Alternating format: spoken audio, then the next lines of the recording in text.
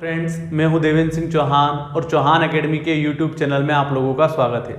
आज जो हम टॉपिक पढ़ेंगे वो पढ़ेंगे नोबेल पुरस्कार। नोबेल पुरस्कार विश्व का सबसे बड़ा पुरस्कार माना जाता है और ये पुरस्कार जो है ये कुछ चुनिंदा क्षेत्र जो 5 क्षेत्र है जैसे कि शांति, साहित्य, रसायन, भौतिकी, चिकित्सा और अर्थशास्त्र, इन 5-6 क्षेत्रों में जो मनुष्य जाति या मानव जाति के लिए विशेष कल्याण के लिए कोई बड़ा कार्य करता है उन्हें दिया जाता है नोबेल पुरस्कार।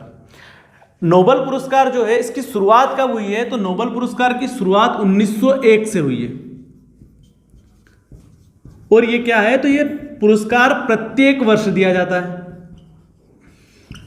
और प्रत्येक वर्ष कब दिया जाता है? तो नोबेल पुरस्कार जो है इसकी घोषणा कब होती है प्रत्येक वर्ष?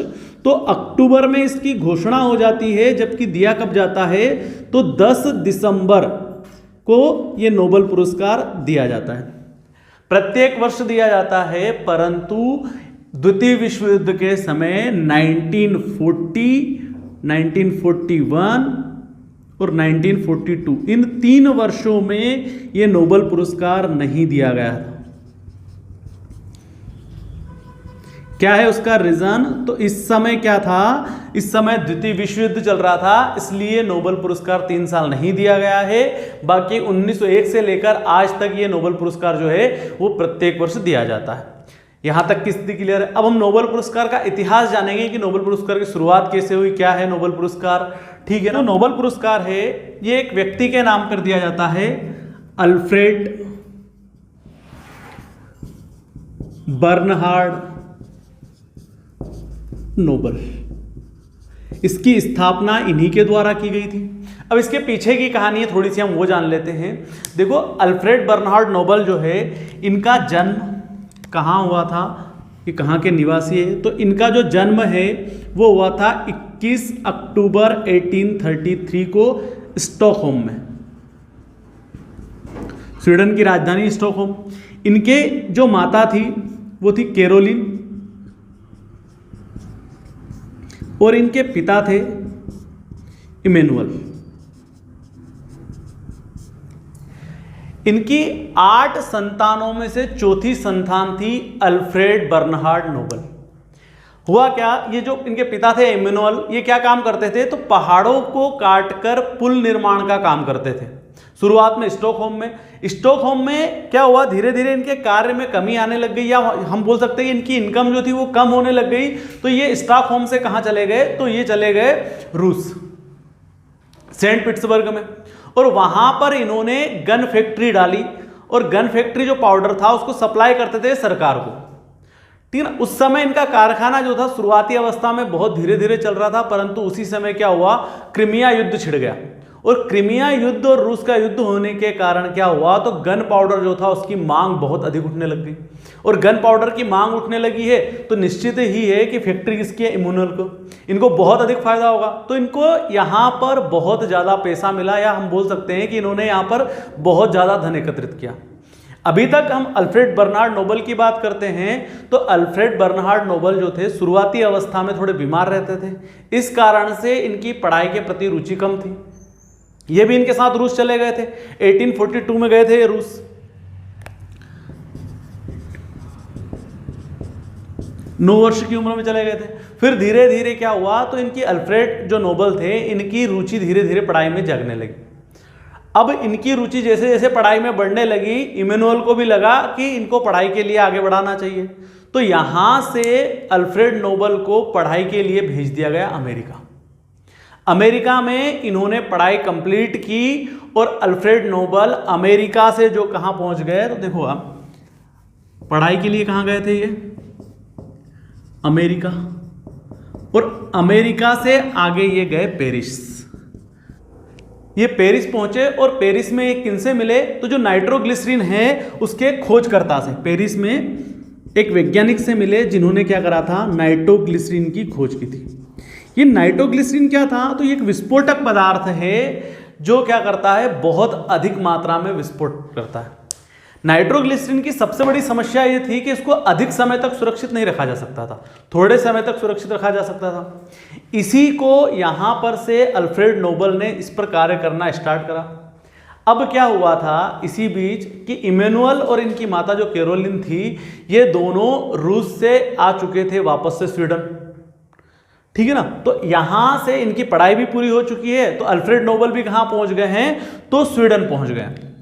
अब पूरा परिवार कहां पर है, स्वीडन में है, मतलब स्टॉकहोम जहां पर इनका घर था, वापस यहां पर आ चुके हैं। ये भी कहां आ गए, पेरिस से वापस आ गए स्टॉकहोम में। ये नाइट्रोग्लिसरीन का कुछ सैंपल लेकर आ गए यहां पर स्टॉकहोम में, और स्टॉकहोमर उस पर धीरे धीरे कार्य करना स्टार्ट करा। इन्होंने सरकार से परमिशन ले ली और एक प्रयोगशाला स्थापित कर दी, और प्रयोगशाला में ये निरंतर क्या कर रहे थे स्टॉकहोम में, तो नाइट्रोग्लिसरीन को सुरक्षित कैसे रखा जाए इस पर कार्य कर रहे थे।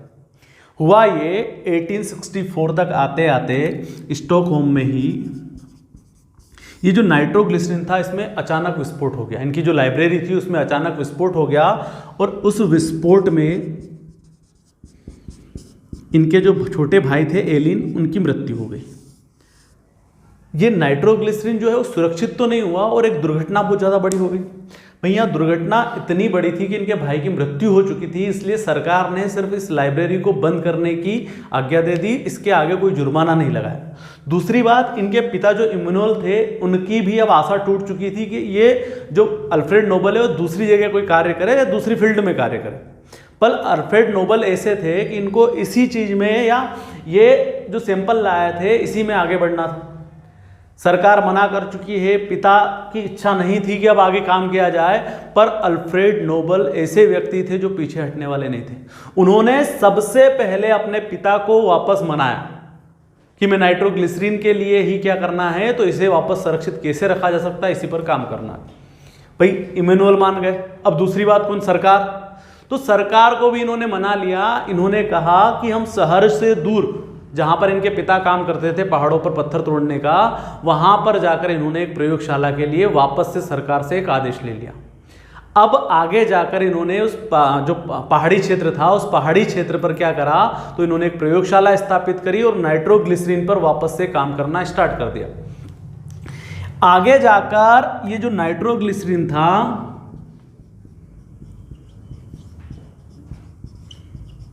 इस नाइट्रोग्लिसरीन पर इन्होंने सफलता प्राप्त करी। इन्होंने कहा कि अगर नाइट्रोग्लिसरीन पर सिलिका या मिला दिया जाता है तो क्या होगा, इसको अधिक समय तक सुरक्षित रखा जा सकता है, और इसी को इन्होंने नाम दे दिया डायनामाइट। 1867 में इन्होंने डायनामाइट की खोज कर दी। तो ये डायनामाइट की खोज क्या है, तो सिलिका और नाइट्रोग्लिसरीन जो है इसका मिश्रण ही क्या था, डायनामाइट था। अब इन्होंने डायनामाइट की खोज इसलिए की थी क्योंकि मैंने आपको बताया था इम्यूनल क्या काम करते हैं, पर्वतों को तोड़कर पुल निर्माण का काम कर रहे हैं। तो पर्वतों को आसानी से काटा जा सके, उसमें रास्ते बनाए जा सके, इस यूज के लिए, या अधिकतर ऐसे यूज जो क्या हो, सकारात्मक पहलू हो, उनके लिए डायनामाइट का इन्होंने क्या करा था, तो इन्होंने खोज की थी। डायनामाइट का शुरुआती अवस्था में तो क्या हुआ, तो शुरुआती अवस्था में तो इसका सकारात्मक ही उपयोग हुआ। सकारात्मक उपयोग क्या, तो रास्ते बनाने के लिए उपयोग हुआ, कहीं सरकार को जहां आवश्यकता लगी वहां उपयोग हुआ। पर जैसे ही युद्ध होने लगे, उन युद्धों में भी डायनामाइट का उपयोग होने लगा। धीरे धीरे जो जो अल्फ्रेड नोबल थे, इनको क्या कहा जाने लगा, तो इनको मौत का सौदागर या मौत का व्यापारी कहा गया।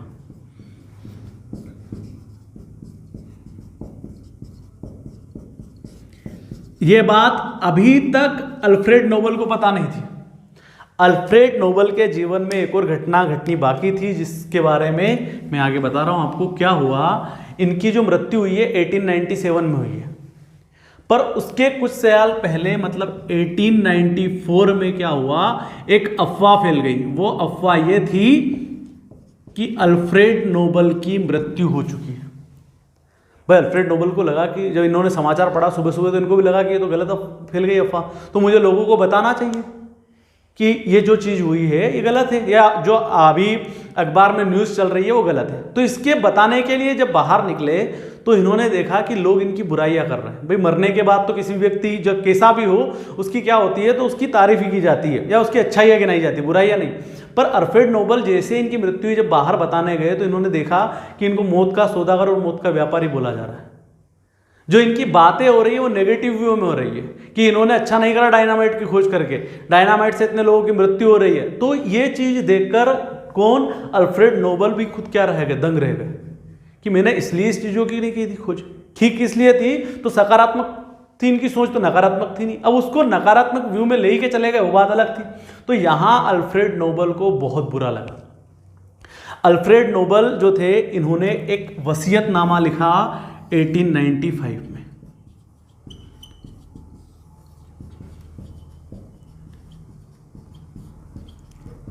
अल्फ्रेड नोबल जो थे ये अविवाहित थे। इन्होंने वसीयतनामा लिखा कि जितनी भी इनकी संपत्ति है उस संपत्ति का प्रत्येक साल जितना भी इंटरेस्ट आता है या इनकी जो संपत्ति है उस संपत्ति को विश्व में, चाहे वो किसी भी देश का नागरिक हो, यदि मानव जाति के लिए सबसे ऊंचे दर्जे का या उत्कृष्ट कार्य करता है, उसे क्या कर दिया जाए, उसे मेरी संपत्ति से पुरस्कृत कर दिया जाए। क्योंकि इनका सोचना क्या था कि लोग इन्हें अच्छे के लिए याद करें, बुरे के लिए नहीं। इसीलिए अल्फ्रेड नोबल ने 1895 में वसीयतनामे में अपनी पूरी संपत्ति को एक पुरस्कार के रूप में तब्दील कर दिया। लोगों को कब पता चला, जब इनकी मृत्यु हो गई 1897 में। उसके बाद इस वसीयतनामे का पता लगा। 96% जो संपत्ति का इंटरेस्ट होता है वो क्या दिया जाता है, नोबेल पुरस्कार के रूप में ही दिया जाता है। इस प्रकार से नोबेल पुरस्कार की शुरुआत कब हो गई, तो नोबेल पुरस्कार की शुरुआत 1901 से होती, ठीक है ना। किसके नाम पर, तो अल्फ्रेड बर्नहार्ड नोबल के नाम पर ही है। इनके पीछे जो है शब्द नोबल इसी से निकाल लिया गया और यहीं से स्टार्ट हो गई नोबेल पुरस्कार। 1901 से लेकर 2019 तक की या 2020 तक की यदि हम बात करते हैं तो अभी तक टोटल ये नोबेल पुरस्कार 52 महिलाओं को दिया जा चुका है। अगर हम मैडम क्यूरी को नहीं जोड़ते हैं सेकंड टाइम तो टोटल 51 महिलाएं ऐसी हैं जिनको नोबेल पुरस्कार प्राप्त हो चुका है। नोबेल पुरस्कार जो है अभी तक एक से ज़्यादा बार कितने लोगों को मिल चुका है, तो इसमें टोटल 2 संस्थाएं और 4 व्यक्ति हैं जिनको एक से ज़्यादा बार नोबेल पुरस्कार मिल चुका है। मैं आपको आगे बता रहा हूँ कौन कौन सी संस्थाएं और क्या क्या है, ठीक है। यहाँ तक इतना समझ में आ गया। देखो इसमें से इंपॉर्टेंट चीज क्या है एग्जाम की दृष्टि से, सबसे पहले पूछा है कि इनका जन्म कब हुआ, 1833। फिर इन्होंने डायनामाइट की खोज कब की है, तो 1867। तीसरी इनकी मृत्यु कब हुई है, 1897। ये कुछ सन है जो याद रखना है। ये भी पूछा जाता है डायनामाइट की खोज किसने की है, तो अल्फ्रेड बर्नहार्ड नोबल ने, ठीक। ये इंपॉर्टेंट है एग्जाम की दृष्टि से। ये तो कहानी मैंने आपको बताई कि क्यों कैसे शुरुआत हुई है नोबेल पुरस्कार की, इसलिए, ठीक है। यहां तक पूरा आ गया होगा आप लोगों को समझ में। आगे बढ़ते हैं अब हम। देखना नोबेल पुरस्कार की शुरुआत कब हुई है, 1901 में। 1901 में जब शुरुआत हुई थी तो शुरुआत में कितने क्षेत्रों में दिया जाता था नोबेल पुरस्कार, तो 5 क्षेत्रों में, शांति, साहित्य, चिकित्सा, रसायन और भौतिकी। 1967 में घोषणा हुई थी अर्थशास्त्र के क्षेत्र में, जबकि दिया कब गया था, किस क्षेत्र में, अर्थशास्त्र के क्षेत्र में। मतलब वर्तमान में यदि पूछा जाए कि नोबेल पुरस्कार कितने क्षेत्रों में दिया जाता है, तो वर्तमान में 6 क्षेत्रों में दिया जाता है। पर यह पूछा जाए कि नोबेल पुरस्कार की जब शुरुआत हुई थी तब कितने क्षेत्रों में दिया जाता था, तो तब कितने क्षेत्रों में दिया जाता था, 5 क्षेत्रों में। पहली बात। दूसरी बात मैंने आपको बताया प्रत्येक वर्ष दिया जाता है, पर सिर्फ 3 ईयर ऐसे हैं, 1941, 1940, 1941 और 1942। द्वितीय विश्व युद्ध के कारण इन तीनों साल में नोबेल पुरस्कार नहीं दिया गया है। क्या है, तो नहीं दिया गया। दूसरी और इंपॉर्टेंट बात, 1974 से पहले यह पुरस्कार जो है मरणोपरांत भी लोगों को दे दिया जाता था। मरणोपरांत मतलब जिनकी मृत्यु हो गई है परंतु जिन्होंने कुछ अच्छा कार्य किया है उनको भी यह पुरस्कार दे दिया जाता था। परंतु 1974 के बाद मरणोपरांत इस पुरस्कार को क्या कर दिया गया है, बंद कर दिया गया है। इतना आ गया समझ में। अब हम देखते हैं भारतीय, कुछ भारतीयों को जो नोबेल पुरस्कार मिले हैं वो देखना। अब हम देख रहे हैं भारतीय, कितने भारतीयों को नोबेल पुरस्कार मिल चुका है, तो टोटल 9 भारतीय है जिन्हें नोबेल पुरस्कार मिल चुका है। उनको कैसे याद रखना है, तो उसके लिए देखो एक ट्रिक है। रवि सर हमारे सुबह आम ना बिके। रवि से रविंद्रनाथ टैगोर। रविंद्रनाथ टैगोर को 1913 में नोबेल पुरस्कार दिया गया था। क्यों दिया गया था? देखो क्या हुआ था कि 1910 में W.B. यीस्ट एक व्यक्ति थे जिन्होंने गीतांजलि जो बंगाली भाषा में लिखी थी उसका अंग्रेजी में अनुवाद किया, और अंग्रेजी में अनुवाद करने के कारण ही वो क्या हुई, तो पूरे विश्व में जो है वो पढ़ी गई। इसी कारण से 1913 में रविंद्रनाथ टैगोर को क्या दिया गया था, तो नोबेल पुरस्कार दिया गया था। ठीक, आगे जो थे सर से आ जाएगा सीवी रमन। सीवी रमन को 1930 में नोबेल पुरस्कार दिया गया, और यह दिया गया था किस लिए, तो रमन प्रभाव के लिए। तीसरे नंबर पर जो है वो है, यहां से क्या आएगा, हरगोविंद खुराना। हरगोविंद खुराना जो है इनको 1968 में नोबेल पुरस्कार दिया गया था। इन्होंने क्या करा था, तो कृत्रिम जीन के संश्लेषण के लिए इनको नोबेल पुरस्कार दिया गया था। आगे देखो, आगे क्या है, यहां पर आ जाएगा मारे से मदर टेरेसा। 1979 सामाजिक कार्य के लिए या समाज में मानव कल्याण के लिए जो कार्य करे थे मदर टेरेसा ने, उनके लिए 1979 में इनको नोबेल पुरस्कार मिला था। आगे है क्या, सुबह से आ जाएंगे सुब्रमण्यम चंद्रशेखर।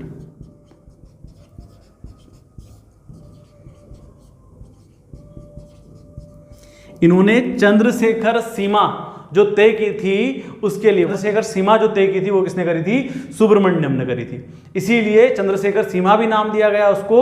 और आगे 1983 में इनको इसके लिए नोबेल पुरस्कार मिला। आगे देखना, आम से जो आएगा वो क्या आएंगे, अमर्त्य सेन। अमर्त्य सेन को कब मिला है, 1998 में मिला है। कल्याणकारी अर्थशास्त्र के लिए जो मिला है वो अमर्त्य सेन को मिला है। ना से क्या आ जाएगा, तो ये आ जाएगा वी.एस. नायपाल। और वी.एस. नायपाल को कब मिला है, तो इनको वी.एस. नायपाल को जो दिया गया था वो कब दिया गया है, 2001 में दिया गया है। और 2001 में इनको किस लिए दिया गया है, तो साहित्य के क्षेत्र में नोबेल पुरस्कार दिया गया है। आगे वी से आएंगे वेंकट रमण रामाकृष्णन।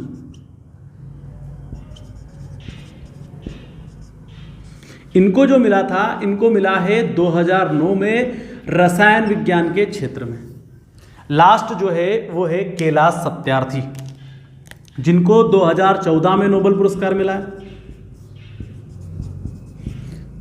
और इनको जो मिला है वो शांति के क्षेत्र में दिया गया है, मलाला यूसुफजई के साथ में। ठीक, तो ये टोटल कितने भारतीय, 9 भारतीय है जिनको अभी तक नोबेल पुरस्कार मिल चुका है। एक भारतीय महात्मा गांधी है जो 5 बार नॉमिनेट हुए थे नोबेल पुरस्कार के लिए, 1937, 38, 39, 1947, 1948, पर उनको नोबेल पुरस्कार नहीं मिला है। ठीक है, तो अभी तक कितने भारतीय, टोटल 9 भारतीय है जिनको नोबेल पुरस्कार मिल चुका है। अब हम आगे देखते हैं कि किन लोगों को एक से अधिक बार नोबेल पुरस्कार मिला है। देखना, अब जो नोबेल पुरस्कार है एक से अधिक बार किन संस्था और किन लोगों को मिले वो देख लेते हैं। क्या, एक से अधिक बार। पहले तो संस्थाएं देख लो, 2 संस्थाएं हैं जिनको एक से अधिक बार मिला है। सबसे पहले तो रेड क्रॉस। रेड क्रॉस को ये जो पुरस्कार है ये 3 बार मिल चुका है, 1970, 1944, 1963। ठीक, दूसरी संस्था है UNHCR, इसको 1954 और 1981 2 बार मिला है। अब हम ये दोनों तो संस्थाएं, व्यक्ति को देख लेते हैं। व्यक्ति के रूप में आपको एक ट्रिक याद रख लो जिससे याद रह जाए, कप बरसे। सबसे पहले क से क्या आएगा, मैडम क्यूरी।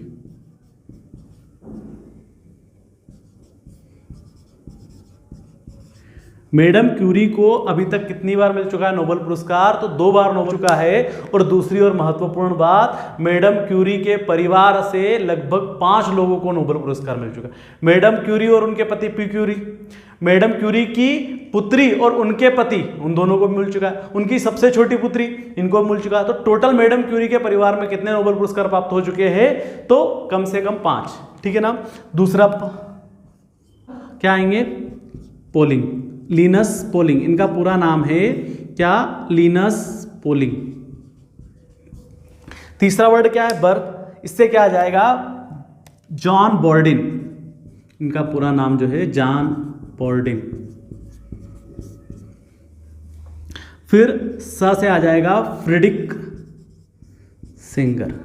तो ये 4 व्यक्ति ऐसे हैं जिनको क्या 2 बार नोबेल पुरस्कार मिल चुका है।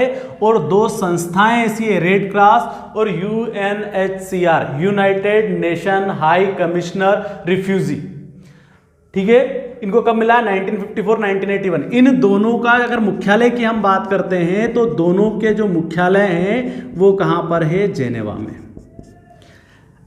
रेड क्रॉस क्या काम करती है? तो रेड क्रॉस युद्ध और आपदा के समय में कठिन परिस्थितियों में उन दोनों देशों के बीच में समन्वय स्थापित करने का काम करती है। और वहां पर जो भी प्रॉब्लम होती है उसको सॉल्व करने का काम कौन करती है? रेड क्रॉस करती है।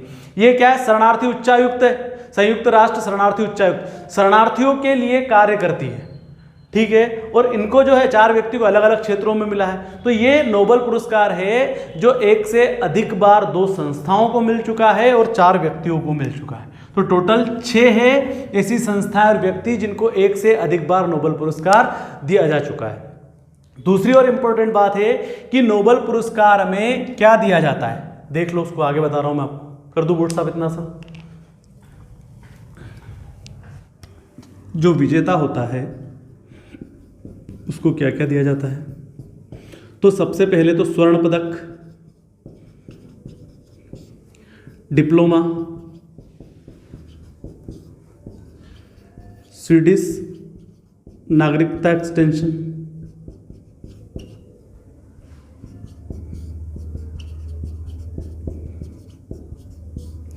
चौथा राशि। अब देखो इस राशि का बंटवारा किस प्रकार से होता है। एक क्षेत्र में कम से कम 1 व्यक्ति को तो दिया जा सकता है और अधिक से अधिक कितने व्यक्ति को दिया जा सकता है? 3 व्यक्ति को। यदि मान लो इस राशि या एक क्षेत्र में 3 व्यक्ति है तो उनका बंटवारा पहली बात तो कैसे हो सकता है? तो बराबर हो सकता है। तो पहला तो समझ में आ गया कि तीनों राशियां क्या कर दी जाएगी? तीनों को राशि बराबर कर दी जाएगी। परंतु यदि समिति चाहती है तो ऐसा भी कर सकती है कि फर्स्ट व्यक्ति को 50%, सेकंड व्यक्ति को 25% और थर्ड व्यक्ति को भी 25%, इस तरह से भी बांट सकती है। यदि इस राशि में 2 व्यक्ति है तो 2 व्यक्ति में उसको बराबर राशि ही बांटनी होगी। ठीक, तो ये तो मैंने बताया आपको कि नोबेल पुरस्कार में क्या क्या दिया जाता है। यहां तक भी आ गया आप लोगों को समझ। अब हम देखते हैं कि नोबेल पुरस्कार जो है सबसे कम उम्र में किसको मिले, सबसे अधिक उम्र में किसको मिले।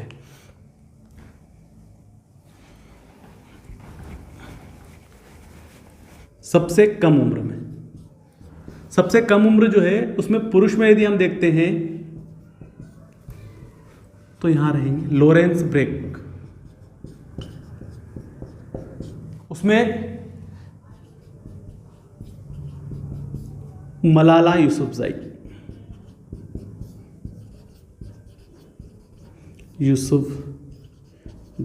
इनको कब मिला है? 2014 में मिला है, 17 वर्ष की उम्र में, केला सत्यार्थी के साथ, और इनको मिला है 25 वर्ष की उम्र में। अगर सबसे अधिक उम्र की बात करते हैं तो आर्थर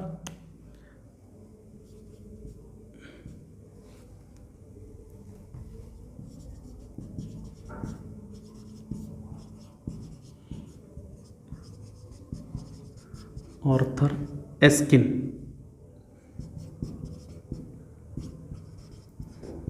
इनको कब मिला है? 2018 में मिला है और 94 जो है इनकी एज थी उसमें मिला है। 94 वर्ष की उम्र में इनको नोबेल पुरस्कार दिया गया है। तो ये नोबेल पुरस्कार संबंधित चीज़ें हैं। ठीक है ना।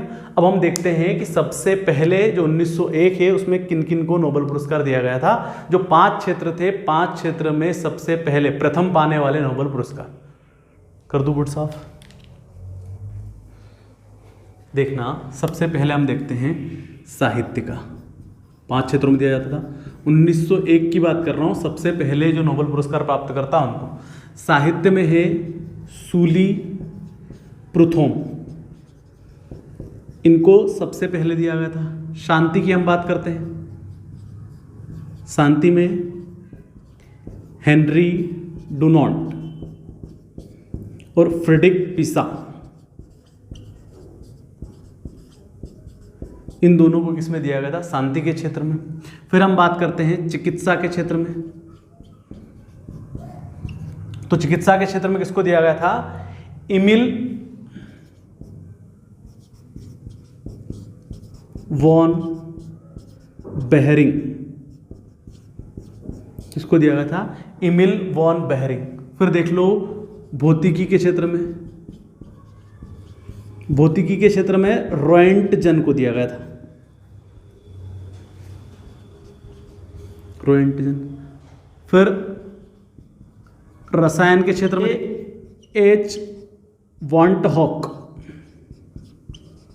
ये 1901 में, क्योंकि 1901 तक जो नोबेल पुरस्कार था वो सिर्फ 5 क्षेत्रों में दिया जाता था, ठीक है ना, 6 क्षेत्रों में नहीं दिया। 6 क्षेत्रों में कब हुई थी घोषणा? तो मैंने आपको बताया था, छठा क्षेत्र जो था वो अर्थशास्त्र था, और इसकी घोषणा कब हुई थी अर्थशास्त्र की? तो अर्थशास्त्र के क्षेत्र की घोषणा 1967 में हुई थी, और पहली बार कब दिया गया था? 1969 में पहली बार नोबेल पुरस्कार दिया गया था। 1969 में अर्थशास्त्र का दिया गया, 2 लोगों को दिया गया था 1969 में। एक तो थे रेगनर फ्रिश और दूसरे थे जॉन टिनबर्गर। तो ये हमने पहले देख लिए हैं। अब अगले वीडियो में हम 2020 के नोबेल पुरस्कार देखेंगे। नोबेल पुरस्कार संबंधित ये पूरी चीज़ें हमने हिस्ट्री पूरी देख ली, ठीक है। यहाँ तक आपका नोबेल पुरस्कार जो है पूरा कंप्लीट है। देख लो एग्जाम की दृष्टि से महत्वपूर्ण चीज़ें क्या क्या होगी। तो सबसे पहले तो जो अल्फ्रेड बर्नहार्ड नोबेल है, इन्होंने किसकी खोज की? डायनामाइट की खोज की है। कब की है? तो 1867 में की है। इनका जन्म कब हुआ है? 1833 में हुआ है। इनकी मृत्यु कब हुई है? 1897 में हुई है। उसके बाद हमने देखा था कि ये जो नोबेल पुरस्कार है कितने क्षेत्रों में दिए जाते हैं, तो ये 5 क्षेत्रों में दिए जाते हैं, और इसकी शुरुआत 1901 से हुई। इन 5 क्षेत्रों में किन किन व्यक्तियों को दिए गए ये भी हमने देख लिया। छठा क्षेत्र अर्थशास्त्र, तो इसकी घोषणा कब हो गई थी? तो 1967 में घोषणा हो गई थी, और 1969 से ये पुरस्कार दिया जाने लगा, ये भी हमने देख लिया था। फिर हमने देखा था कि 9 भारतीय जिनको नोबेल पुरस्कार दिया गया। फिर हमने जिनको 1 से अधिक बार नोबेल पुरस्कार दिया गया वो हमने देखा था। 2 संस्थाएं देखी थी, 4 व्यक्ति देखे थे। ये मैं एग्जाम की दृष्टि से जितने भी महत्वपूर्ण चीजें हैं, फैक्ट है, वो बता रहा हूं आपको, ठीक है ना। तो ये जो है नोबेल पुरस्कार, आगे हम पढ़ेंगे 2020 के नोबेल पुरस्कार, जो अगली क्लास में आपको मिल जाएंगे।